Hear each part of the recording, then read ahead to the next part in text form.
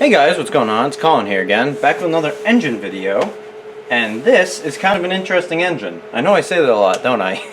They're all interesting to me. This is a 1936, I believe, if my memory is serving. It's either 36 or 37. I'm pretty sure it's a 36. Briggs Model H. And that would make this the oldest Briggs engine in my collection.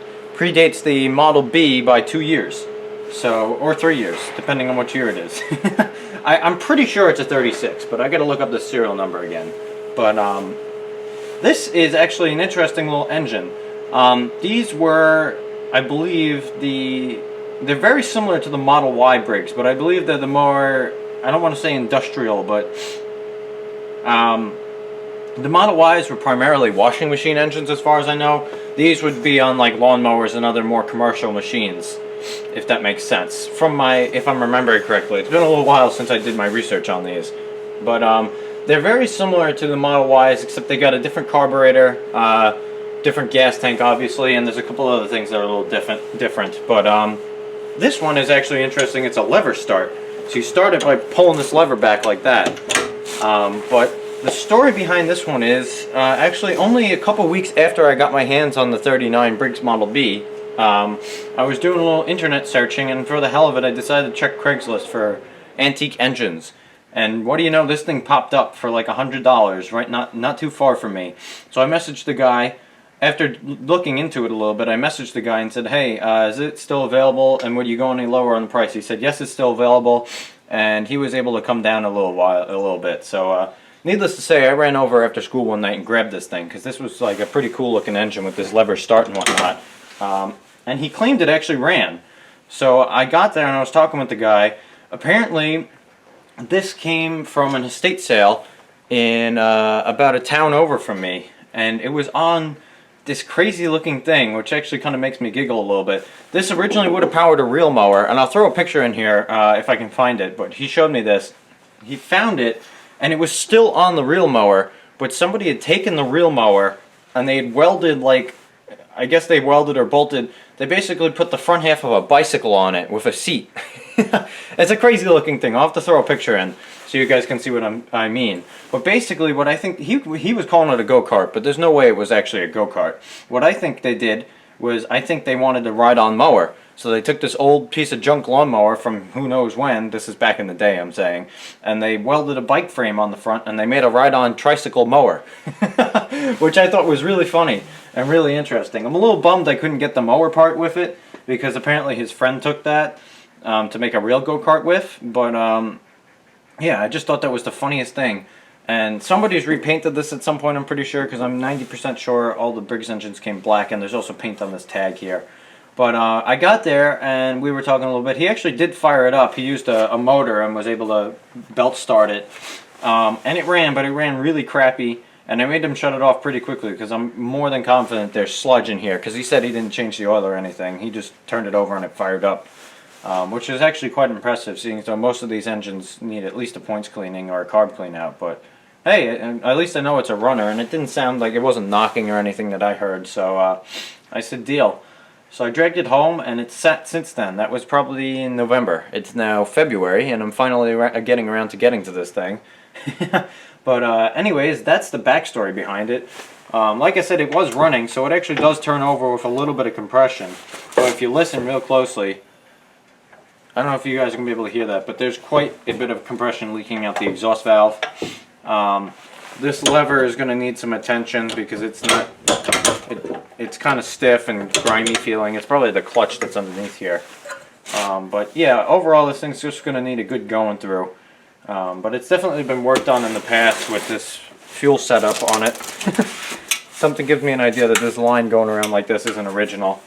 And for those of you guys who are wondering why this is sitting weirdly, it's because these things need to have some sort of base on them, because the shroud actually extends below the bottom of it. There's actually not much of an oil pan on this. It's more of like a flat plate under there, which I think is kind of interesting.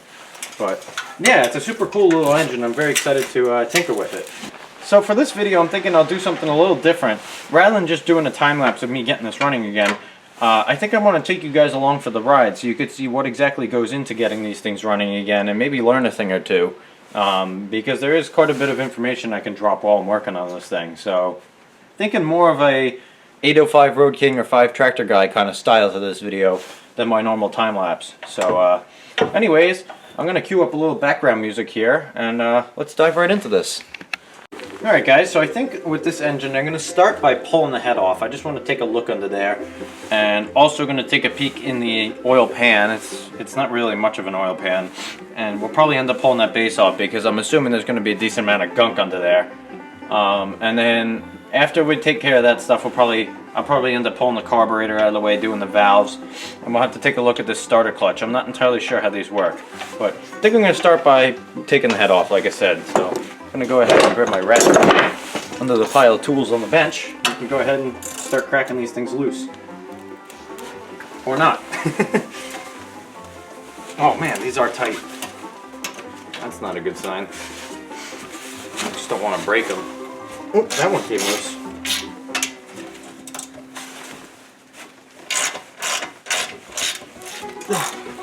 Well, looks like we got lucky, guys. They all cracked loose. So that's good. Go ahead and use my speed wrench from here.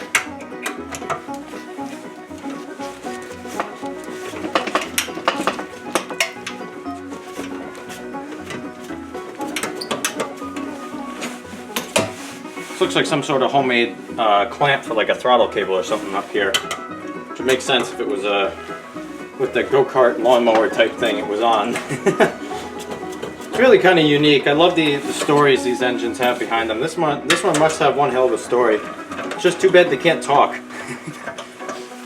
Actually, before I go too far, pop this fuel line off of here. That way when the gas tank comes crashing down, it won't damage the carburetor at all. There is some gas in here as it was running, but it definitely does not smell too good. And is probably pretty old. Grab my speed wrench again. Oh jeez, I smell the gas. Must be some dripping out of that carburetor or something. Woo! Smells like old gas. Alright. It's quite a contraption there with that fuel line. Go ahead and put this off to the side here. Just going to go ahead and take this screw out of here so we can get this little bracket off. It's kind of in the way of getting the head off. I'm pretty tempted to take the shroud off, honestly, but leave it on for now. Curious to see what's under this head. Alright, well that's not too bad. Pretty carbony, but not too bad. Let's take a look. Yeah. It's really not too terrible in here. The cylinder really doesn't look bad, actually. Huh. There's a couple very light scores. I can hardly feel them with the fingernail, so that's not bad. But yeah, no, that's not bad at all. Looks a little bit oily up top, like it was burning some oil maybe, but really not bad. Here, I'll pick this up and show you guys. That's what we're dealing with there. Try not to drop this thing. That's what the bore looks like. Really not too bad in there. Pretty happy with that. So let's get this head gasket off of here. Need something thinner than that though. This pegboard is like the best thing ever. You can just grab all the tools right off of it. Just gonna use the razor blade here and slowly go around. I like to try and save this head gasket if possible because I don't have one that's quite like this.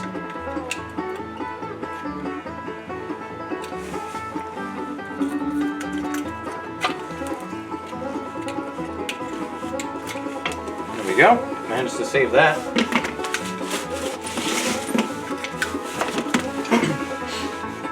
Something gives me an idea this exhaust manifold is going to put up quite a fight. Looks like this carburetor is just held on by a couple screws here. A couple really greasy screws. This is an interesting looking carburetor. I'm pretty sure they used these on the very early Model A Briggs, or a similar style at least. But it's kind of a weird looking carb. I just hope that that doesn't cause us any issues. tubes are just kind of pressed fit in there, I'm pretty sure. As long as that doesn't leak, leak air, it's not a problem, but I guess that's always a possibility. Got the carburetor off. One thing I noticed right off the bat, I don't know if you guys are going to be able to pick up on this, but there's a sizable amount of wear to this throttle shaft, which could cause it to leak air, but I don't know. There you go, you can see it moving. Well, we'll find out, I guess. But looks like there's just a couple cotter pins here.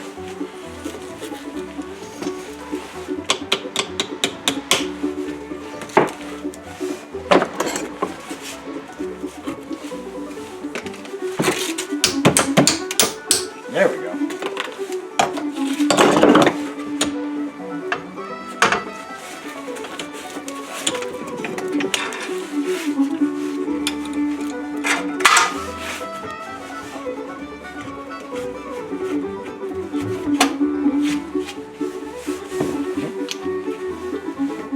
There's our lever start. Go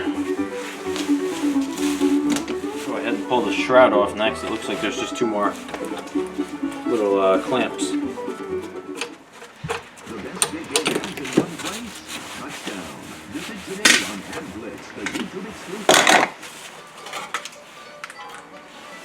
Alright. So our shroud. Got a wood chip in there. No mouse nests or anything. Just a little bit of crap. That's not too bad. A little dirty, but again, not too bad. That's our air vane governor there. So as this gets up to speed, there's a lot of air that's forced around by these cooling fins, and that will pull back on this, and that will adjust your throttle. And then that fights with the spring. So then you end up evening out at a certain speed. See some remains of mouse nest back there, but it's not enough that I'm going to worry about it.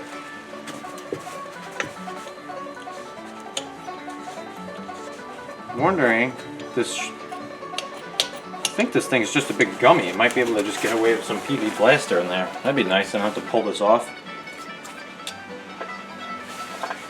Try and work that around. Just curious if we still have spark. It's been a while. Oh yeah, that's a good spark too. That's nice because these have those Briggs horseshoe coils, which are rather pricey when you can find them. And they're just as pricey to get rewound too, which I guess makes sense because that's a very tedious job. Go ahead and pull the oil plug here. See what we have for oil. I'm a little scared actually. That's a 9/16. Oh, okay, that was. Well, there's actually some liquid in there, but not very much. Some dark, goopy oil for sure. Go ahead and try and drain that out and see what we get.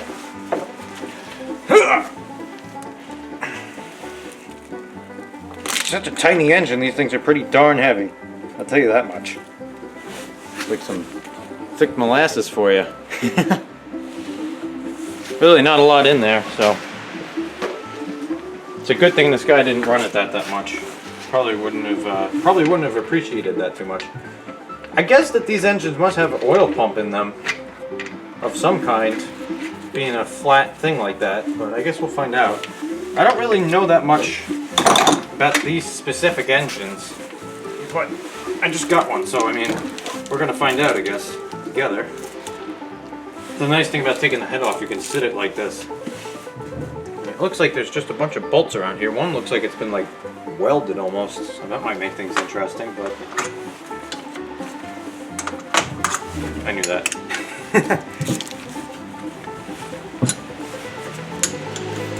I also find it amusing just how many bolts they use to put this on. I mean, 1, 2, 3, 4, 5, 6, 7, 8 bolts hold this tiny little plate on.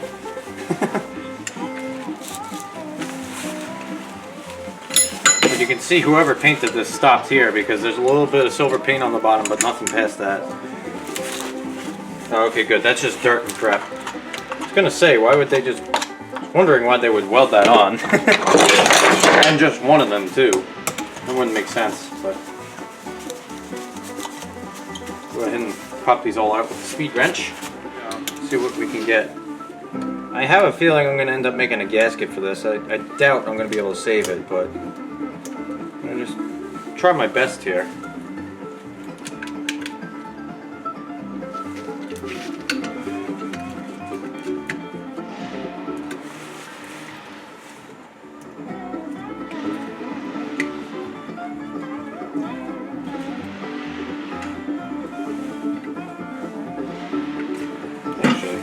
Gasket wants to come with it. Might be able to save it. Well, look at that. Managed to save the gasket.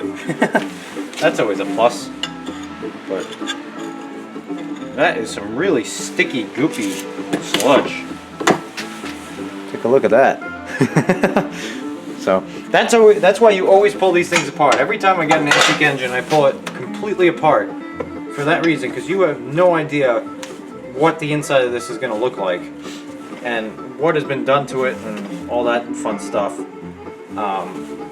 know, you could be all good and just be like, oh, clean out the carburetor and fire it up, but even if you do an oil change, it's not going to get rid of sludge, which can get around and break stuff, and you don't know whether it's got stuck rings. So even though this thing ran, I'm still going to pull the piston out of it.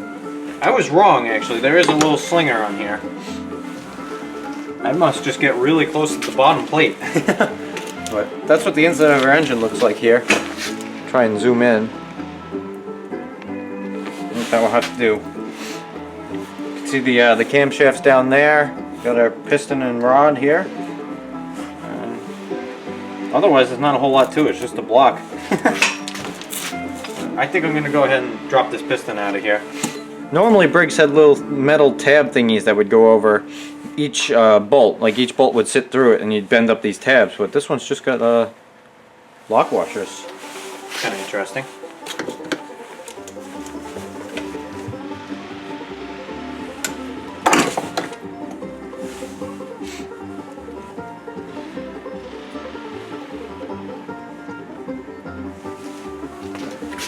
See, it's a real old lock washer there. Definitely going to replace that. You can also see the brass spacers that they used. That was sitting on the end of the rod to get the correct clearance, I guess.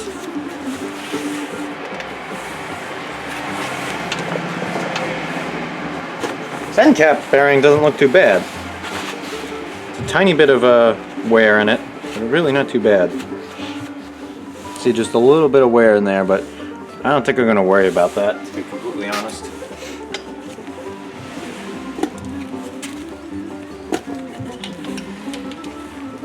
There we go. It's a good thing I popped that out.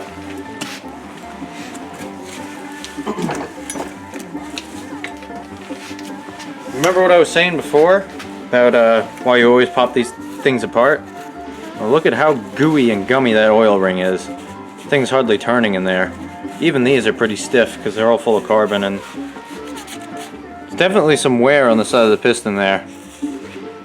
Wow. Hopefully that's nothing too major. I mean, I'm not going to be doing much with this engine besides using it at shows and whatnot, but still, I like to have them in decent running condition, even if they burn a little oil. But man, there's definitely some wear and scoring on that piston, that's for sure. But little tiny connecting rod too. Take a look at this. That bearing looks decent too. Same kind of little hot spot, I guess, on it, but I don't know if that's what that's actually called, but a little wear spot there. But this piston is a little concerning. See that? It's a little concerning. Might have to take a closer look into that. The board doesn't look bad at all. Could use a light hone, but otherwise it doesn't look bad at all. Connecting rod looks good too. Bearings feel nice and tight. It's always amazing to me that these Briggs engines run, 80 years and they're hardly worn. It's crazy to me, because these were not very expensive engines either back in the day. Wisconsin was really like the best of the best. They made crazy stuff, crazy good stuff, and kind of more expensive. These were more cheaper engines actually back in the day when you compare them to like Wisconsin, but they still last forever. They might not run quite as good, but I don't know, I like them. They seem to be pretty good little engines. So, I'm going to just try and get this valve cover thing off of here. See if we can sneak it out. We're going to need a wrench for that thing.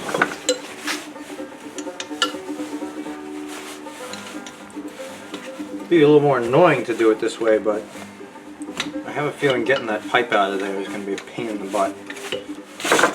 Alright, that's off.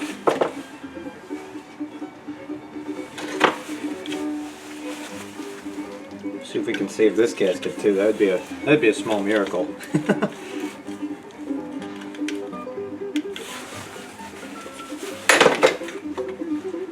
Oh man, we saved it. Look at that. Cool. Well, we got that off, obviously enough. I'm just wondering how much of a pain in the butt it's going to be to get those valves out of there without that pipe's in the way. Guess we'll find out. I do have a valve spring compressor, but to be completely honest, it would be like the first time I'm using it. Alright, a little more fiddling, I got this. I think. Definitely got the spring compressed. Now it's just going to be the trick of getting those keepers out of there. Alright, with a lot of fiddling, I managed to get the intake out. Managed to jam that valve spring compressor like in between those two up there and then over here, and with enough fiddling I got the little keepers out, as you can see there. And the valve here, as you can see, go ahead and turn the music down a tad. The problem is I can't get this valve spring compressor in here with this pipe, which is what I was scared of. So I'm going to go ahead and heat this up somewhat and see if I can't get this thing out of here.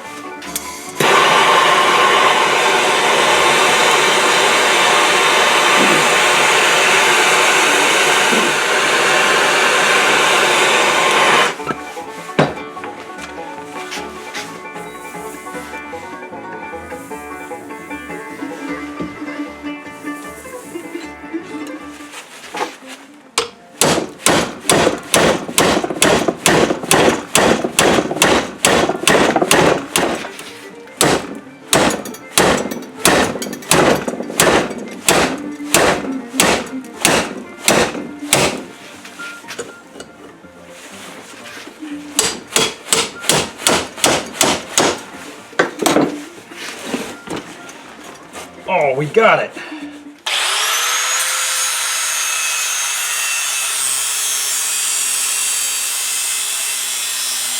Alright guys, so with some heat, I managed to crack this thing loose here, as you can see. Maybe.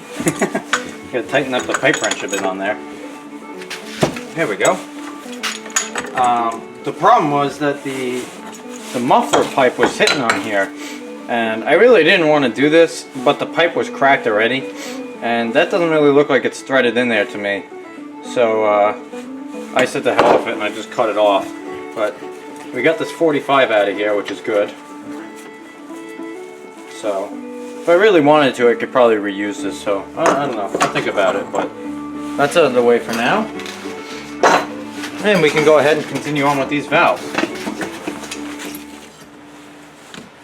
There you go. That's how that works. I'm getting better at it. You just carefully unwind this now. Don't want the spring to go flying. Whoop, like that. That's what you want to try and avoid while it's under a ton of tension, because that could possibly not end very well. But there we go. Got our keepers out, and at this point we got pretty much the whole engine disassembled here. As far as I'm going to go, at least. I managed to bend this somehow. I'll have to take a look at that one. The next part, but I think, guys, I'm going to call it a video here, because I think we have easily 20 minutes worth of footage here. Got the whole engine torn down, took a look inside. Everything looks pretty good except for that piston is a little concerning. I'm going to have to clean that up a little bit in the next part and see what the deal is with that. That is a tiny bit concerning to me, but otherwise everything in this thing seems like it's in pretty darn good shape. And I can already see why our exhaust valve was leaking. That seat is not very pretty, but that's for the next part. So Anyways, guys, thank you all for watching. If you like what you see, hit the little like and subscribe buttons. I'd appreciate that. By all means, leave a comment if you have one, and let me know whether you like this style more or not, because if you guys like it more than the time-lapse, I'll definitely make sure to do it more often. Or maybe I can do a mix of both, I don't know. But I think for this engine, this is the kind of type of video I'm going to end up doing. So let me know what you think down below, and I will see you in the next one. Bye.